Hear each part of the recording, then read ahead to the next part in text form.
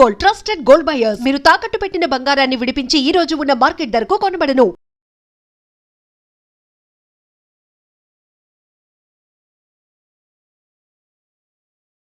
రూపంలో మనకు అందించారు. కాబట్టి దాన్ని అధ్యయనం చేయటం, అర్జునుడికి ఉపదేశం చేశారు అంటే అర్జునుడి యొక్క మాధ్యమంగా అందరికీ ఉపదేశం. ఇప్పుడు మీరు నన్ను ఇంటర్వ్యూ చేస్తున్నారు, మీకోసం చేస్తున్నారా? అందరి కోసం. అంతే కదా. అలా అర్జునుడు కూడా కృష్ణుడి ప్రశ్న అడిగి ఎందుకోసం? అర్జునుడి కోసము అందరి కోసం. కాబట్టి అర్జునుడు కూడా కృష్ణుడి దగ్గర ఇంటర్వ్యూ చేశాడనమాట. ఆ ఇంటర్వ్యూ ఏంటి?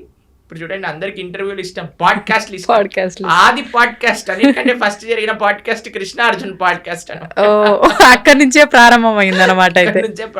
ఏదైనా భగవంతుడి నుంచే ప్రారంభం అవ్వాలండి. కాబట్టి ప్రపంచంలో జరిగిన మొట్టమొదటి సూపర్ ఎక్స్ట్రాఆర్డినరీ పాడ్కాస్ట్ ఎందుకో తెలుసా అండి? యుద్ధం జరగబోతుంది, ఆ యుద్ధం మధ్యలో జరిగింది పాడ్కాస్ట్ అనమాట.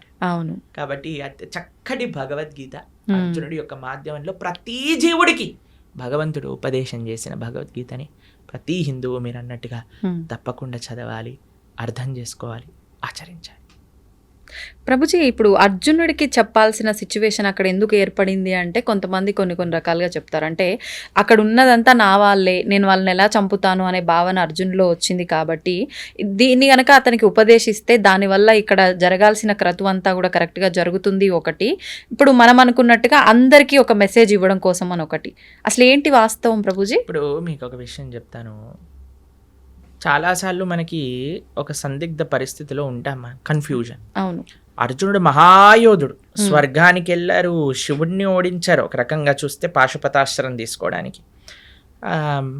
అలాంటి వారు కూడా రాత్రులు కూడా ప్రాక్టీస్ చేసి, అసలు యుద్ధ విద్య అంటే అర్జునుడే.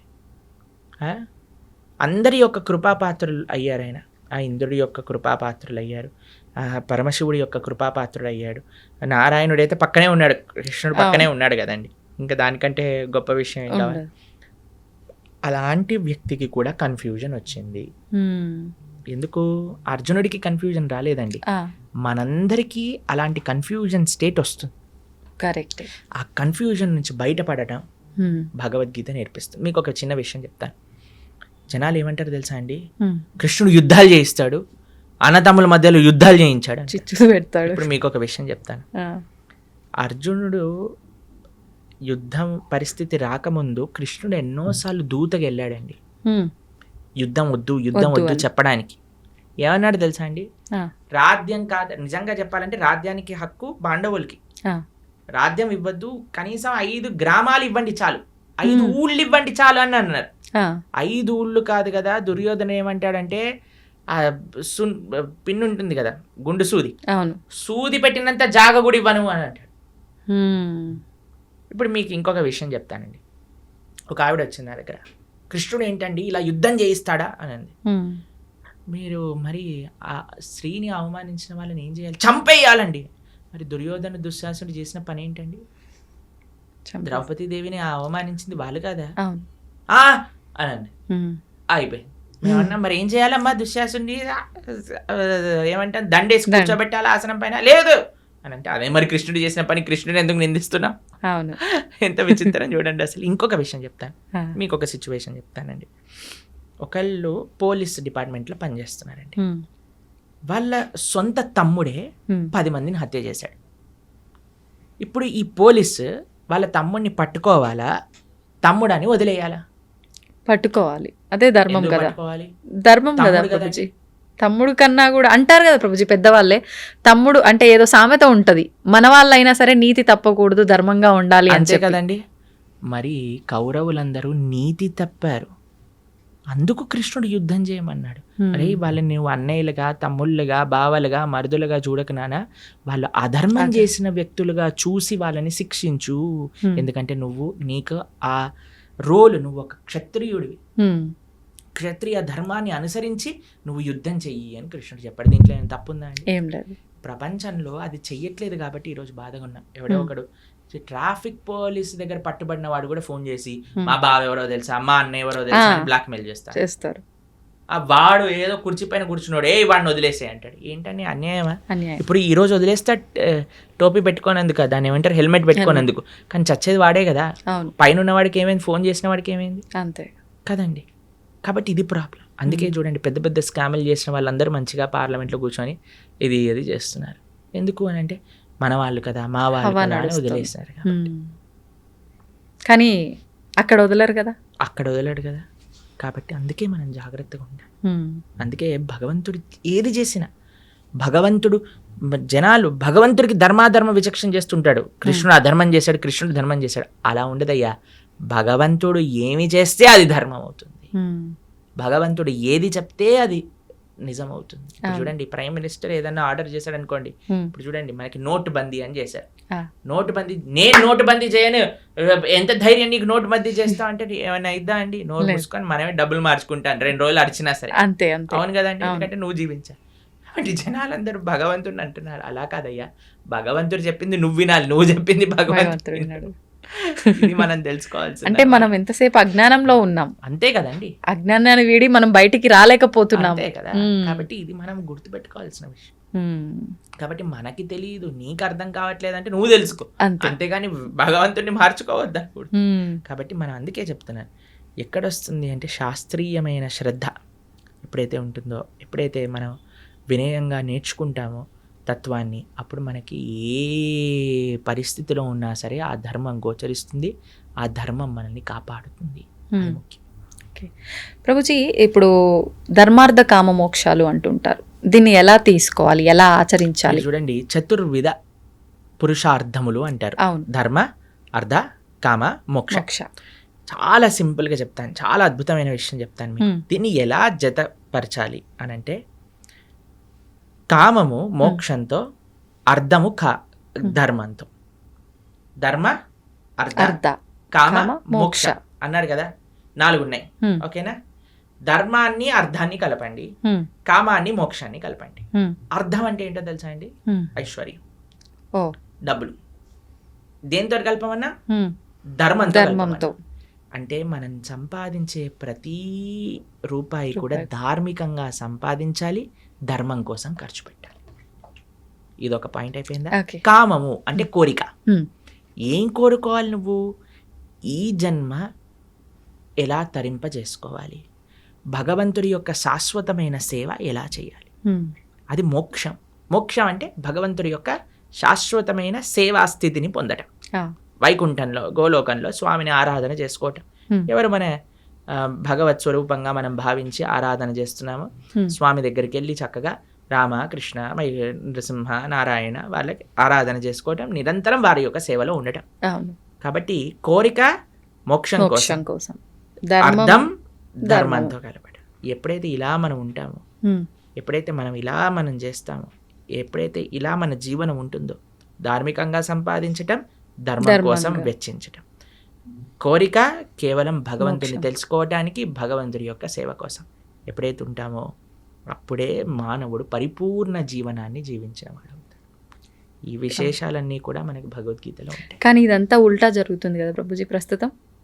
అంతే కదండి, డబ్బు సంపాదించడం కోసమే కోరికల కోసం ఖర్చు పెట్టేస్తున్నారు. ధర్మము మోక్షం అయితే తెలియదు. అవును. ఇప్పుడు ఏం చేసినా దీనికోసం. పిల్లవాళ్ళకి మీరు చూడండి, బాగా చదువుకోవాలి నాన్న, అప్పుడే డబ్బులు బాగా వస్తాయి, డబ్బులు బాగా వస్తే సుఖంగా ఉంటావు. చిన్నప్పటి నుంచి వాడికి ఈ 2 విషయాలు చెప్తున్నాం కదండి. బాగా సంపాదించి మంచి జాబ్ వస్తే మంచి పిల్లం ఉంటుంది, కథం అయిపోయి జీవితం నచ్చినట్టుగా ఉండగలుగుతాం. జీవితాన్ని అన్యాయం. అక్కడ చిన్న పిల్లవాడికి డబ్బులు సంపాదించు సుఖంగా ఉండి ఈ 2 విషయాలు చెప్పి పెంచితే, రేపు పొద్దున వాడికి డబ్బులు సంపాదించలేని పరిస్థితి ఒకవేళ వచ్చింది అనుకోండి, వాడు చచ్చిపోదాం అనుకుంటున్నాడు. మళ్ళీ వాడు ఇంకా వేరే దారుల్లో ఎలా అయినా డబ్బు సంపాదించే ప్రయత్నం కూడా చేస్తాడు. అంతే కదండి. ఇప్పుడు బెట్టింగ్లన్నీ ఎందుకు చేస్తున్నారు, ఇప్పుడు ఈ యాప్లన్నీ ఎందుకు వస్తున్నాయి, ఎందుకు ఇంతమంది? నేను కాలేజీలో ఇంజనీరింగ్ చదువుతున్న రోజులలో ఎంతమంది అండి బెట్టింగ్లు పెట్టి ఇంట్లలోంచి లక్షలు డబ్బులు తెచ్చి అక్కడ పెట్టేసి కొట్లాడుకొని నెత్తుర్లు వచ్చి పెద్ద పెద్ద గ్యాంగులు ఏర్పడి, అసలు ఎంత అన్యాయం అంటే అంత అన్యాయం. ఎందుకోసం అండి?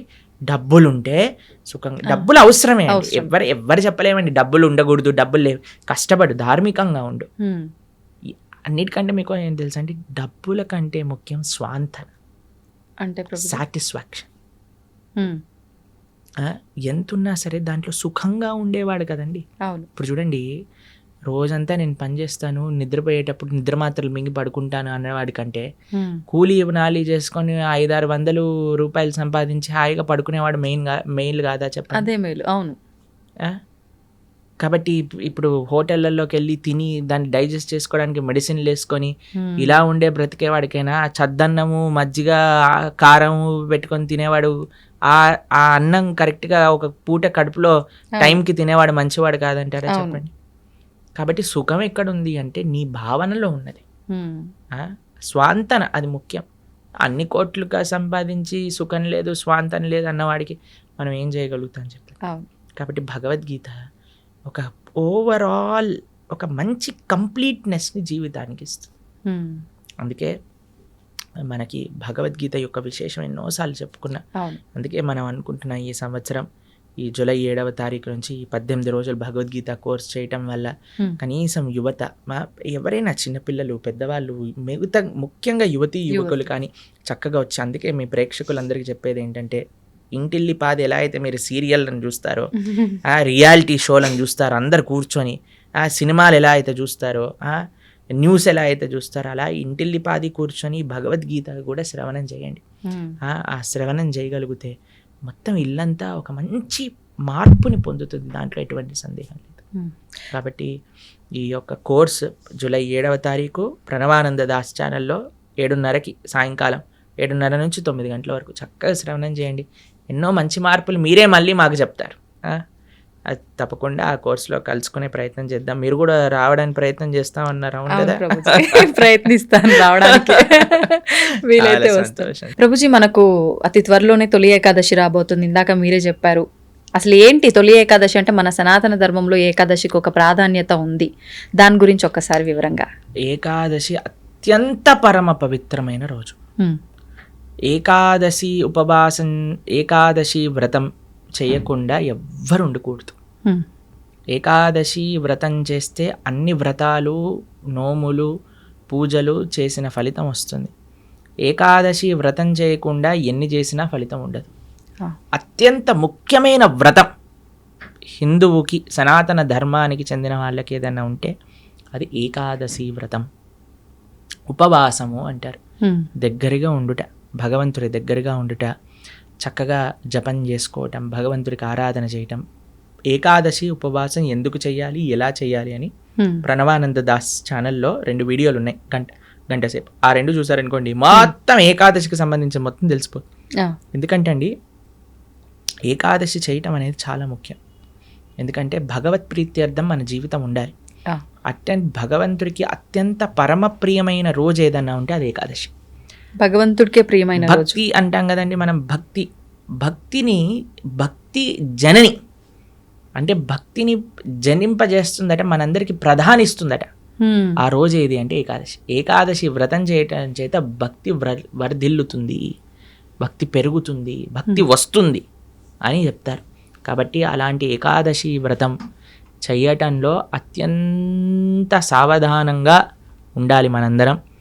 పాపం ఎవరైనా ప్రభుజీ ఇంతవరకు చేయలేదండి, ప్రారంభం చేస్తా, ఎప్పుడు చేయాలి అని అన్నారనుకోండి, తొలి ఏకాదశి లేదా దేవశయని ఏకాదశి అంటారు దీన్ని. భగవంతుడు ఆ రోజు యోగ నిద్రలోకి వెళ్తారట. గురక నిద్ర కాదు, యోగ నిద్రలోకి వెళ్తారు స్వామి తొలి ఏకాదశి రోజున. పార్శ్వ ఏకాదశి రోజు ఒక చేతి నుంచి ఇంకో చేతికి మారుతారనమాట. ఇలా మారుతాం కదా. దాని తర్వాత ఉత్థాన ఏకాదశి రోజు భగవంతుడు లేస్తారట. పడుకోవటం అంటే అని నిద్రపోవటం కాదు, ఆయన యోగ నిద్ర అంటే అంతరాత్మయి పరమాత్మ రూపంలో అందరినీ చూస్తూ ఉంటారు. ఇప్పుడు చూడండి, చిన్నప్పుడు ఎవరైనా మనల్ని ఇది చేయడానికి వచ్చారనుకోండి, వెంటనే కళ్ళు మూసుకొని పడుకున్నట్టు యాక్టింగ్ చేస్తారు. అప్పుడు వాళ్ళు ఏం చేస్తున్నారు చూస్తాం అనమాట. పర్వాలేదు బాగానే ఉన్నారన్న కలుపు తెచ్చి వచ్చారా మీరు అని అంట. లేకపోతే వాడు ఏదైనా తేడా చేశాడు అనుకోండి, వెంటనే మనం ఇది చేస్తాం, అవునా కాదు? అలాంటివి చేస్తూ ఉండే అట్లా భగవంతుడు కూడా చూస్తున్నాడు అనమాట. ఏం చేస్తాడు వీడు నిద్రపోయినప్పుడు అని. కాబట్టి 4 నెలలు కూడా చాతుర్మాస్యము అని అంటారు, వ్రతం పడతారు. యతీశ్వరులు వ్రతం పడతారు, అందరూ వ్రతం ఉంటుంది. ఎవరెవరికి ఆశ్రమ నియమం ప్రకారంగా నియమాలు ఉంటాయి. 4 వస్తువులు మానేయాలి అని చెప్తారనమాట.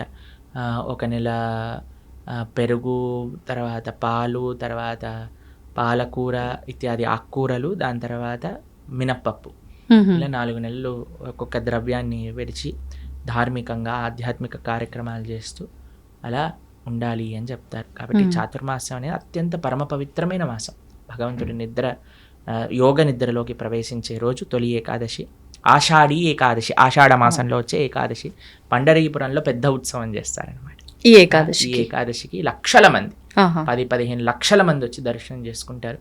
భగవాన్ ఉన్న ఆ రోజు పండరీపురంలో లక్షల మంది తుకారాం మహారాజ్ పుట్టిన ప్రదేశం, జ్ఞానేశ్వర్ మహారాజ్ పుట్టిన ప్రదేశం నుంచి నడుచుకుంటూ పాదయాత్రగా 20 రోజులు పాదయాత్ర చేసి పండరీపురాన్ని చేరుకొని గొప్ప ఉత్సవం, దిండి యాత్ర, దేహు యాత్ర అంటారనమాట.